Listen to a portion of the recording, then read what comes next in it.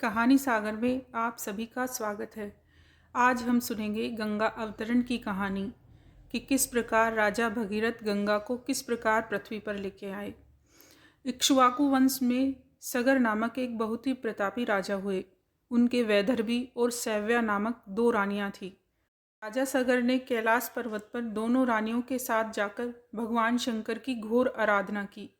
उनकी तपस्या से प्रसन्न होकर भगवान शंकर ने उनसे कहा कि हे राजन, तुमने पुत्र प्राप्ति की कामना से मेरी आराधना की है, अतएव मैं तुम्हें वरदान देता हूँ कि तुम्हारी एक रानी के 60,000 पुत्र होंगे, किंतु दूसरी रानी से तुम्हारा वंश चलाने वाला एक ही संतान होगी।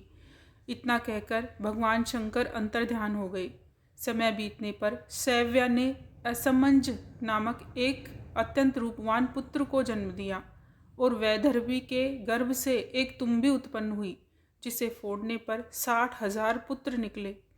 काल चक्र बीतता गया और असमंज का अंशुमान नामक पुत्र उत्पन्न हुआ। असमंज अत्यंत दुष्ट प्रकृति का था, इसलिए राजा सगर ने उसे अपने देश से निष्कासित कर दिया। फिर एक बार राजा सगर ने अश्वमेघ यज्ञ करने की दीक्षा ली।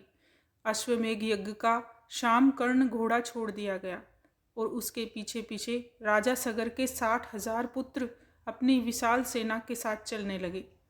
सगर के इस अश्वमेघ यज्ञ से भयभीत होकर देवराज इंद्र ने अवसर पाकर उस घोड़े को चुरा लिया और उसे ले जाकर कपिल मुनि के आश्रम में बांध दिया।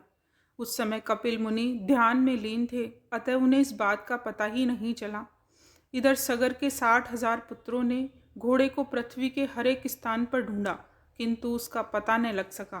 वे घोड़े को खोजते हुए पृथ्वी को खोदकर पाताल लोक तक पहुंच गए, जहां अपने आश्रम में कपिल मुनि तपस्या कर रहे थे और वहीं पर वह घोड़ा बंधा हुआ था। सगर के पुत्रों ने यह समझा कि घोड़े को कपिल मुनि ही चुरा कर लाए हैं। कपिल मुनि को कटु वचन सुनाना आरंभ कर दिया। अपने निरादर से कुपित होकर कपिल मुनि ने राजा सगर के 60,000 पुत्रों को अपने क्रोधाग्नि से भस्म कर दिया। जब सगर को नारद मुनि के द्वारा अपने 60,000 पुत्रों के भस्म हो जाने का समाचार मिला, तो वे अपने पौत्र अंशुमान को बुलाकर बोले कि बेटा, तुम्हारे 60,000 दादाओं को मेरे कारण कपिल मुनि की क्रोधाग्नि में भस्म हो जाना पड़ा है। अब तुम कपिल मुनि के आश्रम में जाकर उनसे क्षमा प्रार्थना करके उस घोड़े को ले आओ। अंशुमान अपने दादाओं के बनाए हुए रास्ते से चलकर कपिल मुनि के आश्रम में जा पहुँचे। वहां पहुंचकर उन्होंने अपनी प्रार्थना एवं मृदु व्यवहार से कपिल मुनि को प्रसन्न कर लिया। कपिल मुनि ने प्रसन्न होकर उन्हें वर मांगने के लिए कहा। अंशुमान बोले कि हे मुनि, कृपा करके हमारा अश्व लौटा दे और हमारे दादाओं के उद्धार का कोई उपाय बताए। कपिल मुनि ने घोड़ा लौटाते हुए कहा कि वत्स, जब तुम्हारे दादाओं का उद्धार केवल गंगा के जल से तर्पण करने पर ही हो सकता है। अंशुमान ने यज्ञ का अश्व लाकर सगर का अश्वमेघ यज्ञ पूर्ण कर दिया। यज्ञ पूर्ण होने पर राजा सगर अंशुमान को राज्य सौंपकर गंगा को स्वर्ग से पृथ्वी पर लाने के उद्देश्य से तपस्या करने के लिए उत्तराखंड चले गए। इस प्रकार तपस्या करते करते उनका स्वर्गवास हो गया। अंशुमान के पुत्र का नाम दिलीप था। दिलीप के बड़े होने पर अंशुमान भी दिलीप को राज्य सौंपकर गंगा को स्वर्ग से पृथ्वी पर लाने के उद्देश्य से तपस्या करने के लिए उत्तराखंड चले गए, किंतु वे भी गंगा को स्वर्ग से पृथ्वी पर लाने में सफल न हो सके। दिलीप के पुत्र का नाम था भगीरथ। भगीरथ के बड़े होने पर दिलीप ने भी अपने पूर्वजों का अनुगमन किया, किंतु गंगा को लाने में उन्हें भी सफलता हाथ नहीं आई।